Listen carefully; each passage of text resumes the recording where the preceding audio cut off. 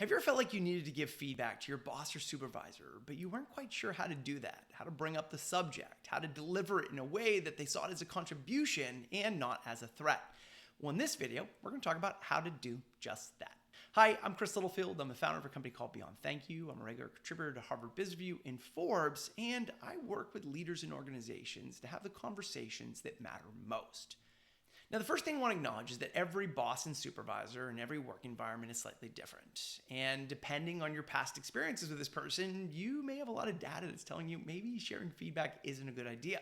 Maybe you tried to share feedback and they got upset last time. Or what more often happens is somebody else gave them feedback in a meeting, you watched how they responded, and now that person doesn't work here anymore, or they got really upset and you said, God, it's not safe to give them feedback. So you just want to check those past experiences. But if you're watching this video, it means it's gotten to the point where you really want to figure out how to relay this message because whatever's happening isn't working for you anymore, and you just want to bring it up. And what I have found over the years working with organizations and leaders is many times when we finally get up the nerve to be able to communicate, and if we prepare in the right way, then that feedback often reveals a blind spot to that person and shows and gives them an opportunity to be able to resolve something that may be frustrating or probably is frustrating other people. So let's talk about the key things that we want to keep in mind when relaying this message.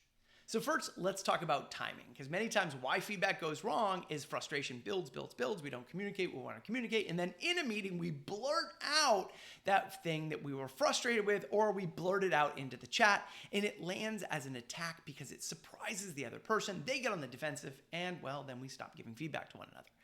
So what you want to do, especially if this is for your boss or your supervisor, you don't want to relay that message in the meeting in front of other people. You want to give them the opportunity to be able to save face, and you want to be able to communicate this offline. Maybe it's after the meeting, you pull them over, or maybe you schedule a meeting to be able to have a conversation with them about it. Or in some cases, if it's not a huge thing, you can just relay this in an email. And what you want to keep in mind is, how does your boss process information? Do they need time to think about things? Or are they good with just kind of having a conversation on the spot? And if they're a person who needs to process things, then you may want to send that in an email. Now let's talk about the message. Now let's talk about crafting our message. And I want to use a real world example that came out of a keynote I gave this morning. I was working with 500 government employees. And at the end, someone says, how do you communicate to your boss or supervisor that you need them to keep to the meeting times? They were saying that we have an hour-long meeting. They end up going for an hour and 15 minutes, and I end up being late to my future meetings. I don't have time to get my work done. How do I communicate this? Now, the first part is you want to signal your positive intention, that your intention is to be a contribution and that you're not attacking this person and that you're on the same team. You may start your conversation or your message something along the lines of, I haven't known how to bring this up, but I really care about having open lines of communication and for us to be working at our best on our team. I've noticed recently that our meetings, we schedule them for 1 hour, we set an agenda, but we're regularly going over. Like last week, we had a meeting scheduled for 1 hour, ended up being an hour and 15 minutes.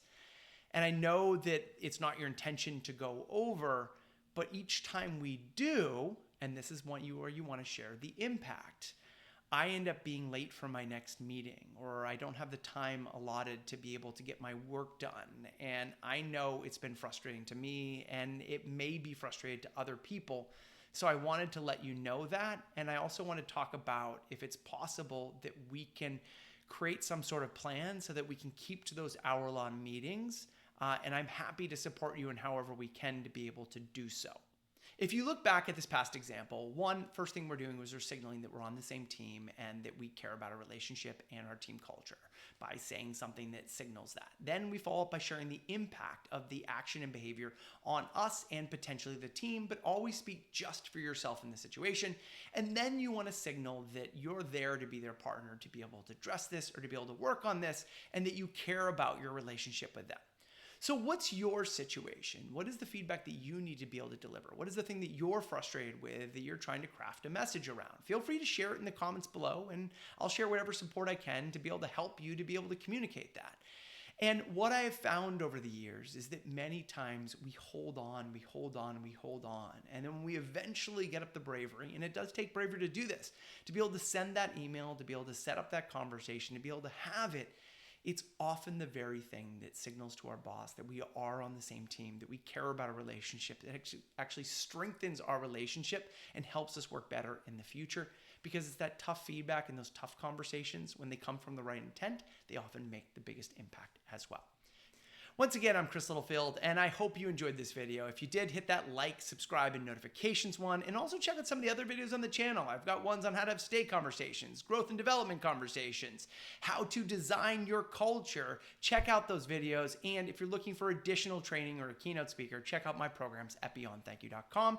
And together, let's just remember, culture's a conversation. Let's have the right one. Take care.